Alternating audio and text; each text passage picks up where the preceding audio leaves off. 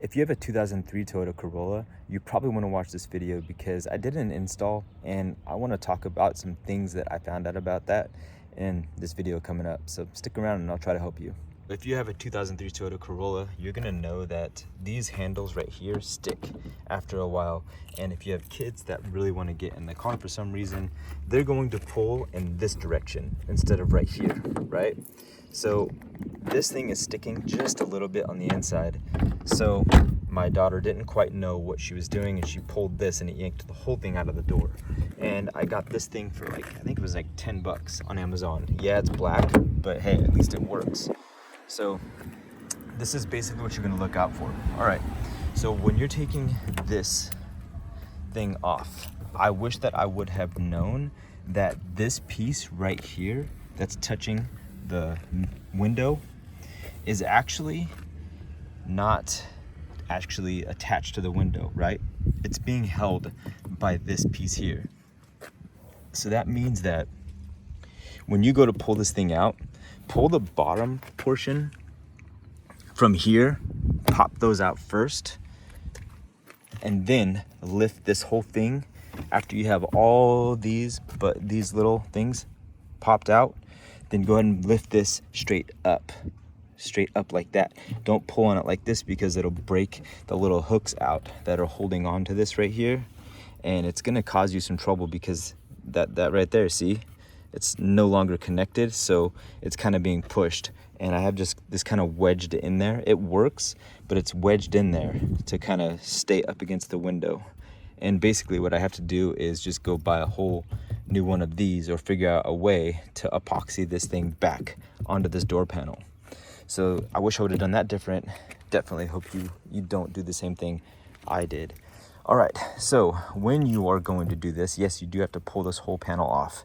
So this thing comes off first. You just basically pull up on this thing right here, and that whole thing will come up, and this will come up, and you're gonna expose a couple of screws in there. But to be able to get to the screw right here, you're gonna have to take this off as well. And this also just pulls up and out after you get this thing off. So when you're done, you can push everything back in there. It'll be no problem to get that back. So this right here comes up and you'll be able to get to that screw that's in there. And then there's going to be this thing right here. You just kind of lift up on this and just kind of pull away from this area, so that way it just kind of leaves that thing. There's also going to be, this right here is going to be connected to something in the door also. So you're gonna have to make sure that you disconnect this from the inside of the door. The wire is going to be connected. You just disconnect that. It's pretty easy to do. If you can unplug something from a wall, you can do this as well. Just put them both inside your car. And these screws right here, now the thing is with this is if yours is broken, it's most likely broken like mine was. There's a little foot on the inside of this, right? That is like kind of hooks in there.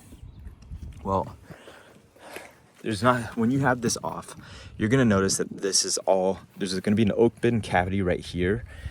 After you take this, there's like a little foam piece in here. After you take this, after you take the foam piece off, there's gonna be an open cavity. There's not gonna be a way to get to this screw right here, but there will be a way to get to this one. So, but that's not the problem. The problem is getting this thing off. So in order to get this off right here, if you look, there's not going to be any area to get it. You're going to need like a little star bit. I used a T2 star bit. I might need a T3 or something like that. But for this part right here, there's a little hole that if you had the right size T2 or T3 star bit on a screwdriver, it'd probably fit in there, no problem. You'll be able to get to it.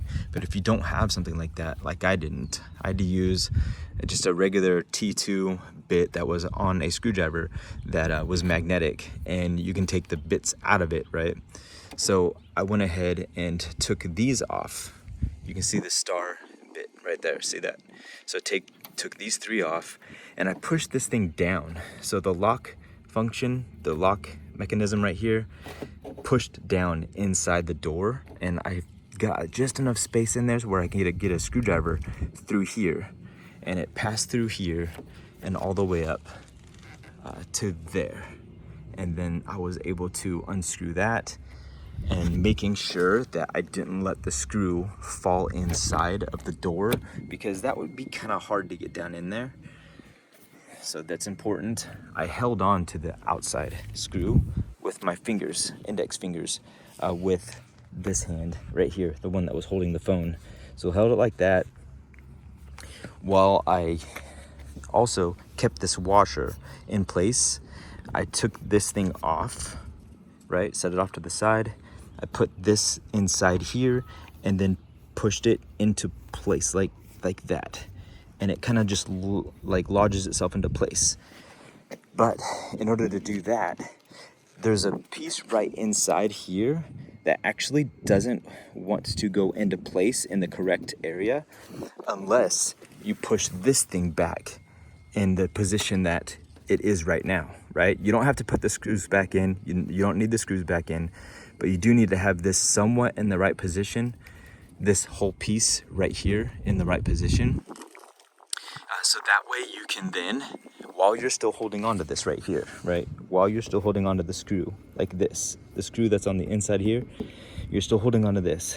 So while holding on to that, you're gonna be, and this thing is in place, then you will be able to slide this forward and to hook into where it needs to be, right? So that way you can keep that going like that. It'll be doing that.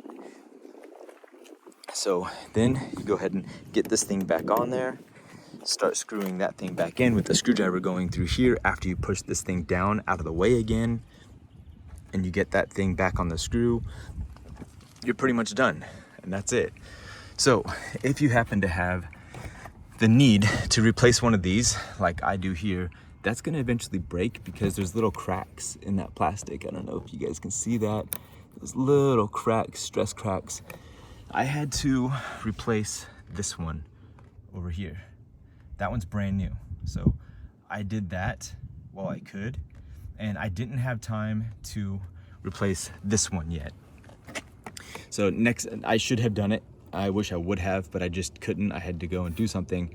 But if you can, go ahead and go on Amazon and purchase this and that one. So it'll be both sides for $22, and I'll put a link in the description for you.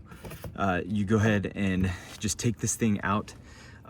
So there's gonna be a little piece right here that you get a flathead screwdriver and you go ahead and pop that thing up, okay?